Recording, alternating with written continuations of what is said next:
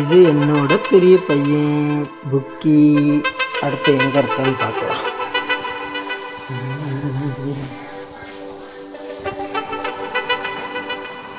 இந்த அடுத்து ரெண்டாவது பையன் ஜாக்கு. இங்கே தூங்குறான். பால் விளையாண்டுட்டு களைச்சி போய் தூங்குறான்.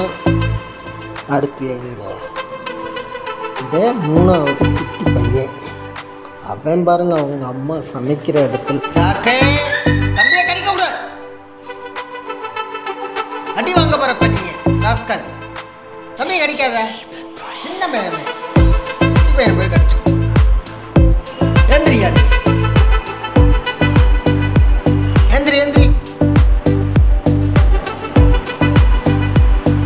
ராக்கி குட்டி